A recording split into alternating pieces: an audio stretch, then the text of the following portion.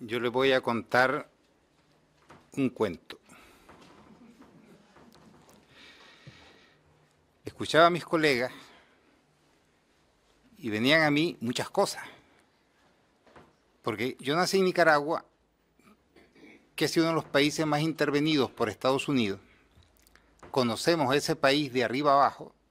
Además lo conozco yo bien, entre otras razones, porque casi toda mi parentela está ahí. Y les puedo decir que pocos en este mundo conocen tan bien la psicología de los gringos como los que la hemos padecido. Ya.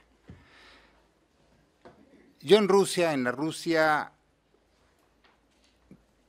postsoviética, después del asesinato de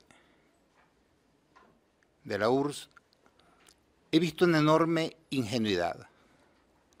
Creer en Estados Unidos es creer que el diablo es bueno.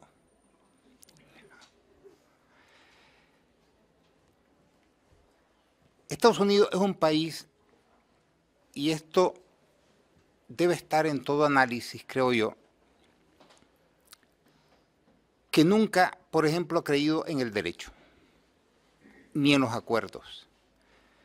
Su historia, y si ustedes la revisan, es una historia de uso masivo de la fuerza, siempre contra entes más débiles.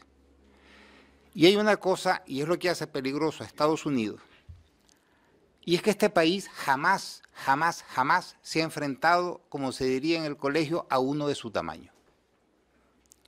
Y esto marca profundamente la psicología. Porque si ustedes agarran la historia de la humanidad, la historia de la formación de los imperios, ven que los imperios empiezan con guerras con unos, con guerras con otros, por aquí, por allá, ¿sabes? La historia del imperio español, del imperio británico. Estados Unidos nunca ha tenido esa experiencia. No sabe lo que es medirse con alguien que le pueda voltear la jeta de un solo golpe. Y esto está en el fondo profundo de toda su política. Dicho esto, vamos con dos elementos de referencia geopolítica que hay que conocer. El libro Política y Geopolítica es de 2016. Lo que pasa es que lleva 4 ediciones y la última es del 23, para los que estén interesados, porque en realidad creo yo que es el único manual de geopolítica que hay en lengua española.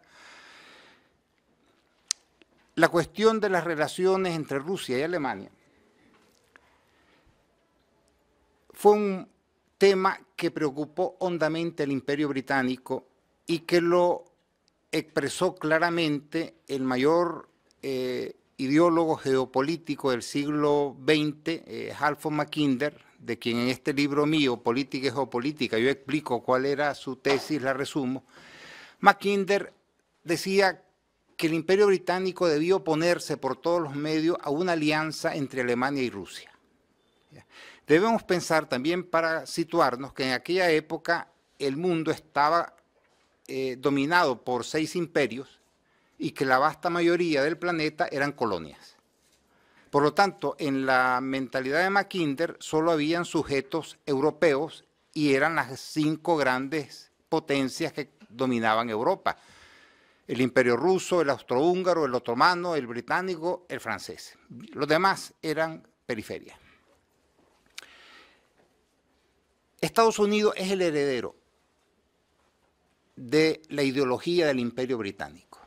Esto quedó recogido en el libro del almirante Mahan, en el que él decía que si Estados Unidos quería ser una potencia, pues debía seguir los pasos del Imperio Británico, que fue lo que hizo Estados Unidos a partir de la obra de Mahan y de todo el trabajo político que hizo Mahan, y que se manifestó en 1908 con la construcción de lo que se llamó la Gran Flota Blanca, que fue 8 enormes buques de guerra que Estados Unidos después mandó a dar la vuelta al mundo para anunciar que había nacido una nueva gran potencia. De manera que esta preocupación por una alianza germano-rusa he estado ahí desde 1904, que fue cuando Mackinder publicó su famoso artículo El pivote geográfico de la historia, que después ampliará. Sin embargo, en la historia moderna, para entender todo lo que ha pasado después de la destrucción, el asesinato de la Unión Soviética, es necesario adentrarse en los think tanks estadounidenses y sobre todo uno que tuvo mucho poder, entre otras razones porque estaba formado mayoritariamente por judíos sionistas. Y este grupo diseñó lo que ellos le llamaron el New American Century, el nuevo siglo estadounidense. Desde la esto está también en mi libro Política y Geopolítica, no es porque quiera que lo compren, pero si alguien tiene curiosidad, ahí va a encontrar todos los documentos citados, incluso sus referencias en internet para los que quieran leerlo en inglés. Este grupo planteaba simplemente lo siguiente: Estados Unidos había ganado la Guerra Fría, era una hiperpotencia y por lo tanto estaba designada para gobernar el mundo durante todo el siglo XXI. Por eso le llamaban el New American Century, el nuevo siglo estadounidense. Y ellos trazaron una política que llegó al poder en 1999 y que a partir de entonces sería como el hilo dirigente, ya, el hilo de Ariadna de la política exterior de Estados Unidos. Cuando uno lee el pensamiento neoimperialista del New American Century, ve que todas las piezas se encajan. Este grupo propugnaba que Estados Unidos debía reacomodar el mundo de conformidad con sus intereses. De manera que todos los regímenes o zonas que no estuvieran bajo control de Estados Unidos debían ser rediseñadas.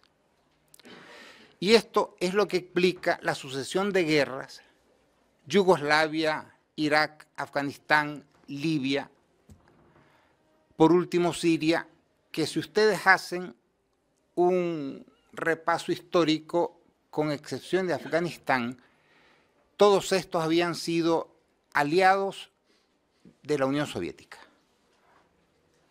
y posteriormente aliados de Rusia. De manera que no eran guerras que se hacían al azar, sino eran guerras dirigidas a derribar esos peones que podían molestar el establecimiento del gran siglo estadounidense. Ucrania era un bocado para incrustar la OTAN en el estómago de Rusia. En este libro, Política y Geopolítica, permite que vuelva a él, yo escribí en 2016, la pregunta no es si va a haber o no guerra en Ucrania, sino cuándo y cómo va a ser. Eso estaba cantado. Yo no sé cómo en Rusia no lo vieron. ¿Ya? Tal vez por esa mirada romántica que se tiene de Occidente, ¿ya? Que Occidente es como el retrato de Dorian Gray. Pues aquí es muy bonito, pero en el exterior está su verdadero rostro. Y esto forma parte de un proyecto que se ha visto golpeado seriamente por las derrotas sucesivas, excepción de Yugoslavia, de las invasiones atlantistas. Porque en la visión de Estados Unidos, dado el inmenso poderío, la simetría de poder entre invasores e invadidos, pues todo aquello debía terminar en unas victorias aplastantes del atlantismo y el rediseño de todas estas regiones según los planes de Estados Unidos. Afganistán importaba, por ejemplo, porque era incrustarse en el corazón de Asia Central. ¿Ya? Y esta era una vieja ambición británica. De hecho, la expresión esta del gran juego, que después toma el impronunciable Brzezinski, es del gran juego que se dio entre rusos y británicos sobre el dominio de Asia Central, respecto del cual Afganistán fue la tierra limítrofe, que los ingleses intentaron invadir, fueron derrotados y de ahí que un primer ministro británico, ahí lo cuento en uno de esos ya, le dijo a su sucesor, puedes hacer de todo menos invadir Afganistán. Ya. Entonces, Ucrania era perfecta dentro del plan de debilitar a Rusia al máximo. Ya. Si ustedes toman la geografía, yo incluso hice un mapa de Ucrania, el mar de la China, que son las guerras que vienen. Yo tracé un mapa de lo que era una Crimea dominada por la OTAN o una Crimea dominada por Rusia. Eso era el juego, la llave del dominio del Mar Negro. ¿Ya? Y el Mar Negro es la salida natural de Rusia al Mediterráneo. Si pierde su ascendencia ahí, Rusia se queda disminuida, porque además tengamos en cuenta que Rusia es un país sin salidas al mar en el Atlántico. Las únicas que tiene es al Ártico, que es su único mar abierto realmente, y las que tiene en el Pacífico a través de Kamchatka y las Islas Kuriles. Pero en el Mediterráneo, el Mar Negro es una llave con candado, y en el Báltico, pues ya saben, que también es una llave ahora con 10 candados. ¿Ya? Sin embargo, hay otro factor que ha sido demoledor a efectos de los planes de dominio mundial. Y este fue, podríamos llamarle, la potencia inesperada, que es el poderoso resurgimiento de China. De hecho, de Ucrania, el mar de la China, yo recojo una anécdota, bueno, una anécdota cuando un periodista estaba, que era el negro, pues estaba escribiendo las memorias de Richard Nixon. Él cuenta que fue Nixon el que promovió a la República Popular China, el que le permitió ingresar a Naciones Unidas y el que promovió también las inversiones masivas occidentales en China por aquello de que era enemiga de la Unión Soviética. ¿Ya? Pero como las cosas después se fueron saliendo, como suele pasar, de su cauce, Nixon le preguntó al periodista, comentando lo de China, no habré creado un Frankenstein. ¿Ya? Y el Frankenstein salió. ¿Ya? Salió a tal punto que en términos de precios por paridad adquisitiva, pues hoy la economía china es la primera economía mundial. ¿Ya? Y aquí es donde vamos a otra cuestión que ha marcado un antes y un después en la historia del planeta. Y es la alianza entre Rusia y China. ¿Ya? Si nosotros medimos la magnitud de esta alianza, pues la alianza germano-rusa pues parece un enano. ¿Ya? Porque estamos hablando, por una parte, del país más extenso del mundo, que tiene prácticamente de todo en recursos naturales y además una población con unos niveles de preparación enormes, con el país más poblado, pero además el más trabajador. O sea, yo he estado en China y yo me quedo sorprendido de la capacidad de trabajo de los chinos. Dije yo, vamos a ver, que me metan a mí un poco de gen chinos para tener esa energía. Y eso explica el surgimiento asombroso de la economía china, ¿ya? Y su desarrollo científico. Recuerden, miren, hagan una comparativa entre la revolución bolchevique y la revolución comunista china, les van a dar cuenta que las únicas dos revoluciones que han sacado a dos países que estaban en la miseria, el atraso más absoluto, etcétera, y los han convertido en potencias mundiales, son los países donde han triunfado las revoluciones comunistas. ¿Ya? Lo comentó Churchill de Stalin, dijo, agarró un país de campesinos y dejó una potencia nuclear. ¿Ya? Mao agarró un país en ruinas totalmente y el Partido Comunista Chino lo ha convertido en lo que es ahora. ¿Ya? Y esto cambió radicalmente, no voy a hablar más,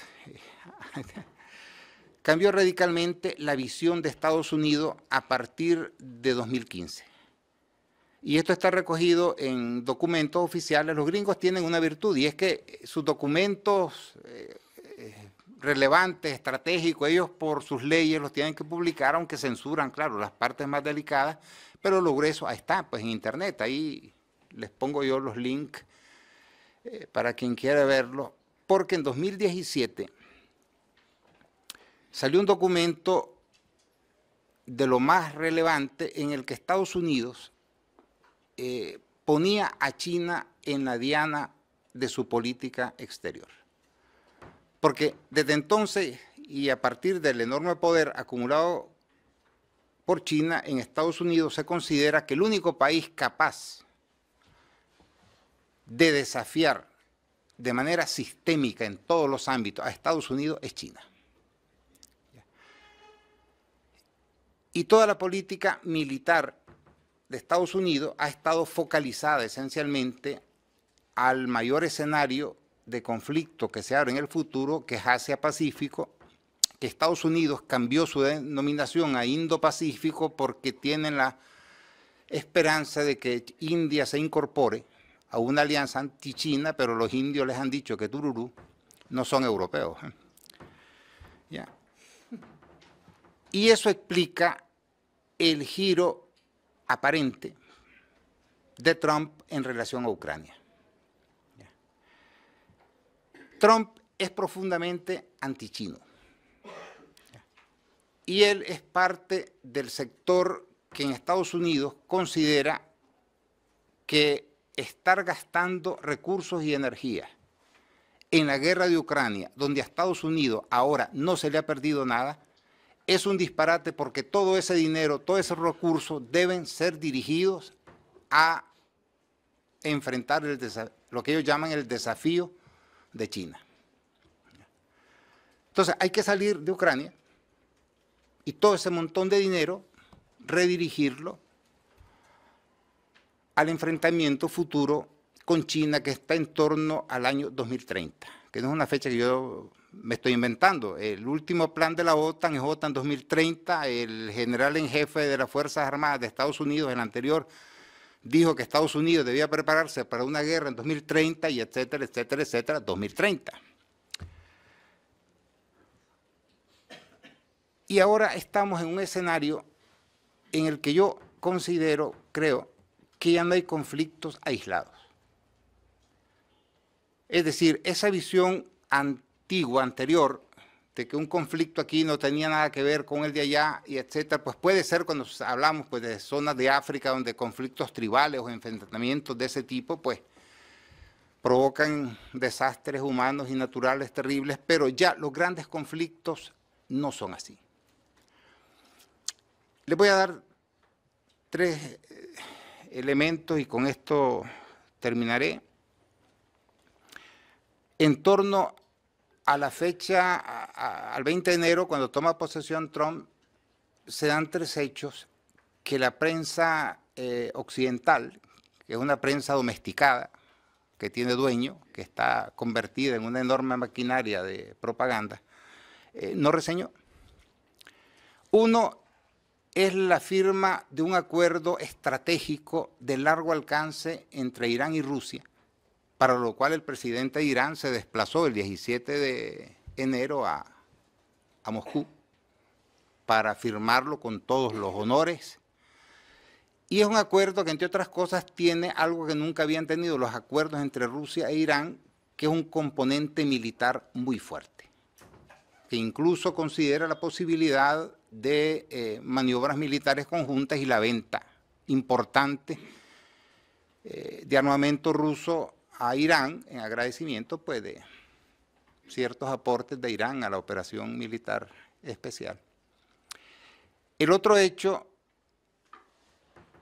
fueron unas declaraciones del ministro de Defensa de India que dijo que, bueno, India y Rusia tienen más de 200 proyectos militares conjuntos y que India iba a ampliar, aumentar en un 15% la adquisición de material militar ruso a una cantidad en torno a los 15.000 millones de dólares.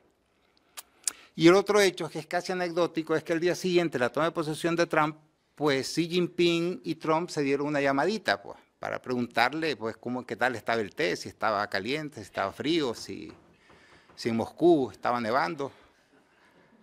Ya. Y claro, Trump dice que pasó de decir que iba a hacer la paz en Ucrania en 24 horas a sacar el mazo y decir que si no hacían lo que él quería, le iba a machacar a Rusia con más sanciones. Y bueno, voy a terminar con unos datos económicos, porque como decía Tucídides, en que para mí es el mejor libro sobre guerra y política que se ha escrito jamás, que es la historia de la guerra del Peloponeso, la guerra es sobre todo una cuestión de dinero.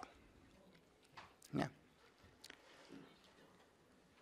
Y bueno, Estados Unidos en los años posteriores, en la década posterior a la Segunda Guerra Mundial, representaba el 50% del PIB mundial. O sea, $2 de cada 2 que producía el planeta provenía de Estados Unidos. Pero Estados Unidos representa el 15% del PIB. ¿Ya? India se acerca al 8% y Rusia es la cuarta economía mundial, y cuando explote toda la enorme inversión que está haciendo en reindustrializar el país, posiblemente sea la tercera potencia industrial del planeta. De manera que no hay una equivalencia entre lo que Estados Unidos representa realmente de poder económico con sus enormes aspiraciones en un planeta que ya se le escapa por enormes extensiones de geografía. De hecho, podemos decir con bastante certeza que lo que fueron las Banana Republics en los años 20, 30, 40, pues eso ahora es Europa. Esta península de Eurasia que llaman Europa, pues son las nuevas Banana Republics. Han desaparecido del mapa, la OTAN se tragó a la Unión Europea, y aquí, pues como los dictadorzuelos caribeños de hace un siglo, pues lo único que saben decir es, sí señor, pues, ¿ya? Pero bueno, el mundo ha cambiado demasiado, y lo que sí, y con esto termino, les digo que nosotros estamos ante un cambio sistémico. Esto no es un cambio de imperios. No es que quítate tú para ponerme yo, no, este es un cambio sistémico. Es decir, por primera vez en 500 años, lo que representaba Occidente será sustituido por potencias euroasiáticas, pero con otro orden y otro modelo de sociedad internacional, que es lo que yo he intentado recoger en mi libro Multipolaridad y Descolonización de Naciones Unidas. O sea que es algo muy serio, muy profundo, y que esto de una u otra manera se va a dirimir en un conflicto que yo no sé si será armado o no, si será general o no, en unos cuantos años, pero que será. Esperemos que sea, pero sin muchos fuegos artificiales. Y hasta aquí llego. Gracias.